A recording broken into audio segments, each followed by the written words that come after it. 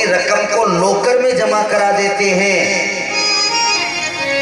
वैसे परमात्मा ने अपनी सारी शक्ति लीला करने के लिए जब उनको विचार हुआ तो सारी शक्ति शत्रुपायाम आददः, शास्त्रों का प्रमाण है कि उन्होंने सारी शक्ति को इन महिलाओं में प्रवेश करा दिया।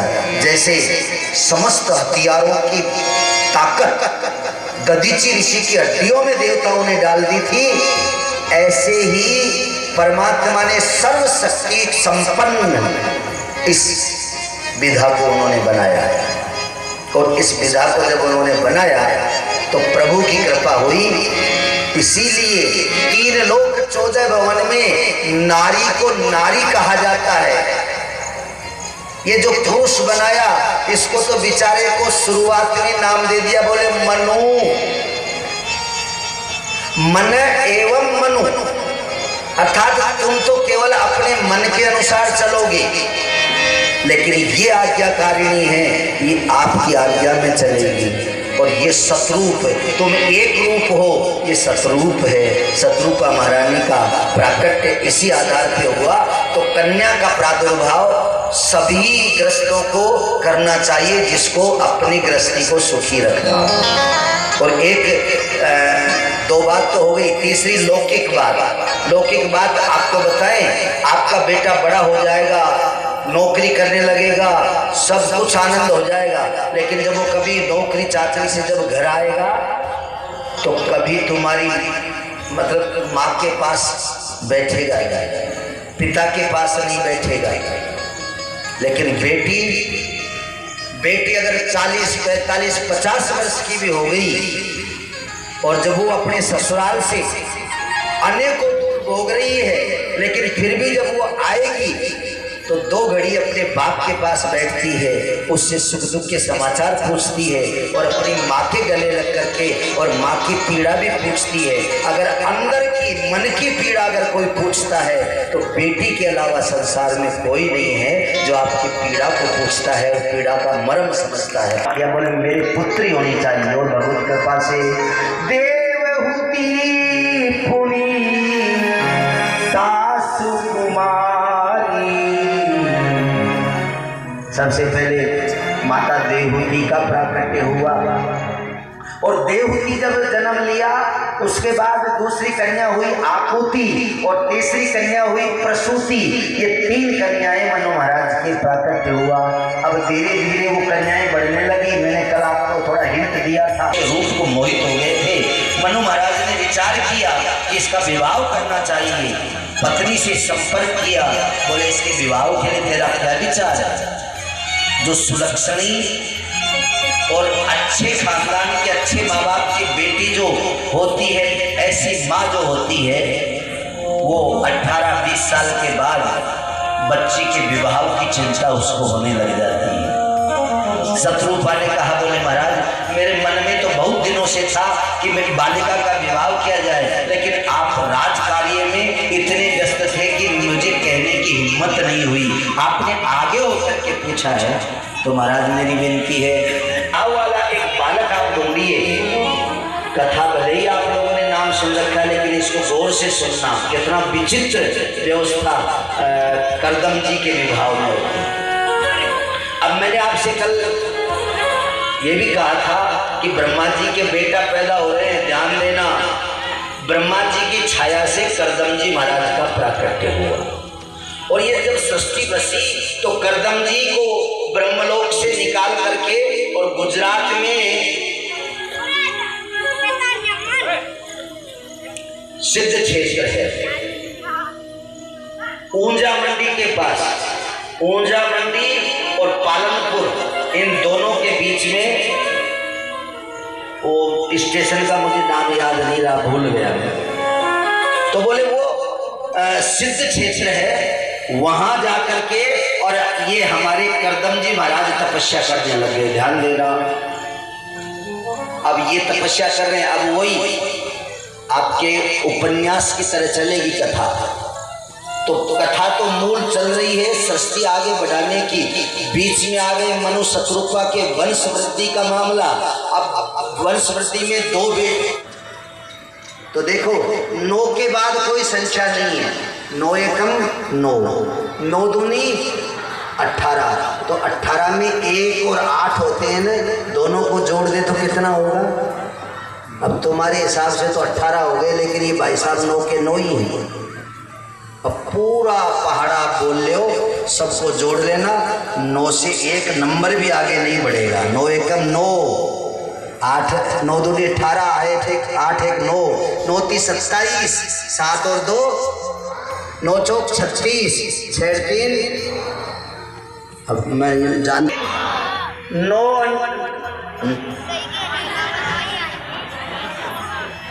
9 अंटी 72, 7 और 2 9, 9 9 81, 8 1 9, 9 ढाई 90। कहीं गए ना आए, 9 का 9 ही चल रहा है खेल। और राम जी भी देखिए, ये आगे मौका आएगा तब बताएंगे। राम जी ने भी तिथि चुनी, तो कौन सी चुनी? 9वीं, क्योंकि इसके बाद कोई संख्या ही नहीं है। भगवान कृष्ण ने अगर तिथि चुनी तो वो जानते थे कि 9वीं हमारे पहले के अवतार में हो चुकी, ये अष्टमी का भी हम सम्मान कर दें, क्योंकि अष्टमी ये भी 8 का पहाड़ा भी बड़ा कलाकार है। 8 एकम 8 दूनी तो 6 एक संख्या घट गई। 8 3 24, 4 2 6, फिर एक संख्या घट गई। ऐसे इसका घटाव चलता है, एक संख्या 9 पे जाकर के, और फिर इसका पैदा होता है। तो 1 वर्ष से 9 वर्ष की उम्र तक ही आप उसके अंदर संस्कार डाल सकते हैं। 9 साल की उम्र तक जैसा आप संस्कार डालेंगे उस बालक के वो परमानेंट हो जाएगा। 10वें साल के बाद उसमें संस्कार नहीं डलेंगे, फिर क्या होगा? बोले 10वें साल के बाद तो वो संस्कार में फल फूल लगने लग जाएंगे। तो आदमी पहले होता है 9, फिर उसके बाद होता है, ध्यान देना, अब शब्द इन गिनती में से आवाज कैसे निकलती है, जैसी आवाज निकलेगी वैसा ही फल मिलेगा। 9 जैसे 1 2 3 4, इनके पीछे कोई आवाज नहीं है, लेकिन जब हम बोलेंगे 10 तो फिर आवाज कैसी निकलती है? लास्ट में कैसी निकलती है? सीटी की जैसे। और बताएं, जैसे कोई ट्यूब पंचर हो जाए, काटा उसमें, उसके बाद संख्या के 11, तो कहते 11, अर्थात वो चिल्लाता है, बोले निकली नहीं है हवा नहीं निकल रही, तो बोले अब मैं तो कहता हूँ 11 12, और ये आ जो संख्या है एक्सेप्ट करने की, बुलाने की, ये चलेगी कहाँ तक? 18 तक चलेगी। और जब ये 18 साल का हो जाता है उसके बाद इसकी गणित, इसकी सोच बदल जाती है। आगे संख्या कौन सी बोलेगी? 18 के बाद 19, 19 प्लस 20 का मतलब भगवान। ये अपने आप को 18 साल बाद समझता है मैं चौड़ा और बाजार सकड़ा, मेरे अलावा दुनिया में कोई नहीं, और ये अपने आप को भगवान मानता है। और ये भगवान मानने की इसकी हैबिट कहाँ तक रहती है? 39 40 41 और 48, यानी 19 वर्ष से ये अपने आप को भगवान मानना शुरू करता है। जो 49 48 वर्ष तक ये अपने आप को भगवान मानता है, और 50वां जब वर्ष 49वां जब वर्ष लगता है तो 49, ध्यान देना पीछे शब्द क्या आ रहा है? अब क्या हुआ? आस, एक शब्द पीछे आ रहा है 49 आस। तो 48 वर्ष तक तुम चाहे भगवान बने रहो, लेकिन 49वें वर्ष के बाद में तुमको आशा होने लगेगी कि मेरा बेटा मुझे पानी पिलावे, मेरी बहू, बेटे की बहू मेरी सेवा करे, आशा रहेगी। आशा कब तक रखोगे? 49 50, यानी 2-1 वर्ष तुम आशा रखोगे, और 2-1 वर्ष में तुम्हारे अगर धक्का लगने लग गए तो फिर जानते हो तुम्हारी उम्र का स्टाइल बदलेगा। बोले क्या? बोले 49 आशा है, 50 आशा है, फिर बेटा कहेगा ना बोले तुम मेरे को 8 बजे चाय, 8 बजे नहीं मिलेगी। बोले कब मिलेगी?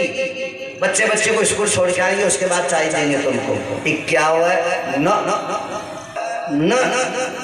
53 न, अर्थात 51 से लेकर के और 58 तक तुमको नकारा मिलता है, तुमको दुत्कारा मिलता रहेगा, तुम्हारा अपमान होता रहेगा, लेकिन हम नहीं समझेंगे। उसके 60 सुधरई 59 और तुमको 60 कब तक मिलेगी ये उपाधि? 68 तक तुम्हारे शरीर और ढीला हो जाएगा।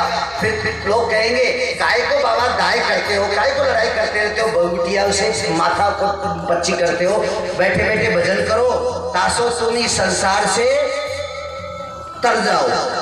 वो तरने का उपदेश देते हैं। आगे की उम्र, आगे की गिनती 69 नहीं तो डूबेगा, 71 और ऐसे तरने की सूचना तुमको 10 साल मिलती है, 78 और 78 तक जाते जाते तो तुम्हारे शरीर के सारे नस नट बोल्ट अस्थि पंजर ढीले हो जाएंगे। फिर तो तुम्हारे कोई ऐसे हाथ भी लगाएगा तो जैसे फोड़ा फुंसी पे हाथ लगाते ही आदमी कैसे करता है आवाज, ऐसे करता है ना। जैसे कोई ऑपरेशन करे डॉक्टर तो चीरा लगाएगा, तो कोई हाथ टूट रहा है मरोड़ी दे करके बिठाएगा तो बस तुम्हारी भी यही दशा होगी। 78 के बाद तुमको पीड़ा ज्यादा होगी, फिर तुम करोगे हर बात में पीड़ा 80 और ऐसे चित्कार करते करते पीड़ा को भोगते भोगते आप 88 पे चले जाओगे, 89 पे चले जाओगे। फिर जब दर्द सहन नहीं होगा, आदमी ध्यान देना, जब ऑपरेशन कराता है तो थोड़ा दर्द होता है 1-2 बार तो सी करके दर्द सहन कर लेता है, लेकिन जब दर्द ज्यादा हो जाए, हाथ के अच्छा मरोड़ लग जाए तो क्या करेगा? जोर से चिल्लाएगा, ध्वनि आ रही है 90, फिर वो पागल टाइप हो जाता है। बाहर बरामदे में खड़े खड़े उसको मलमूत्र की सुध नहीं रहती है, उसको याद आ गई चाय, तो चाय। अब वो किससे मांग रहा है कोई पता नहीं, उसको कहना है चाय, तो 90, 91, ऐसे करते करते आ जाएगा 99, और ये रात को पूरी रात चिल्लाता है ऐसे।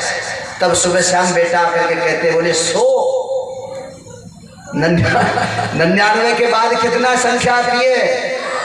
बस वो बेटा बहु आके कहेंगे रात भर तो हमारा माथा खाता है, प्राण पी गया, लहू पी रहा है, सो हो गया 100। बोले भगवत क्या मुझे क्या ज्ञान दे रही है, लेकिन उसके बाद भी जीव क्या करता रहता है, अपनी माया में उलझ जाता है और भगवत कृपा से ये जीव समझ नहीं पाता। बोले भगवत भगवान की। अब एक पर्ची आई है, मैं आपको उस पर्ची की सूचना दूं। हमारे परीक्षित जी महाराज से पूछ कर और इनकी सलाह लेकर के, और एक सज्जन है सरपंच आसाराम जी यादव आकोड़ा वाले, यहाँ विराज नहीं।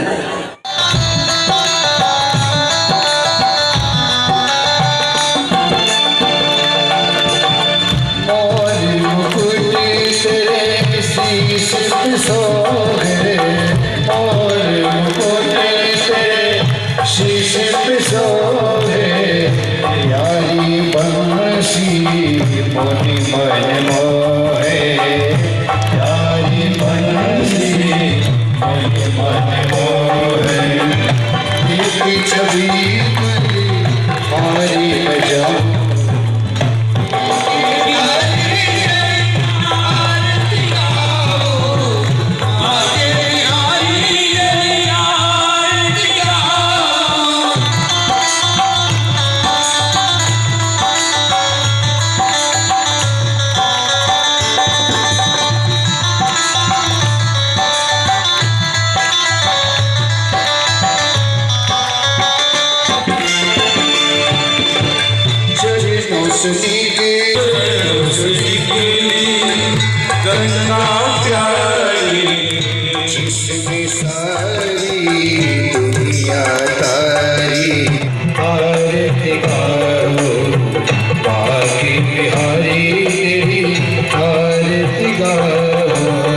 रोज़ ताज़ा खबरें देखने के लिए हमारा चैनल DBC 24 न्यूज़ को सब्सक्राइब करें, साथ ही बेल आइकन भी दबाएं।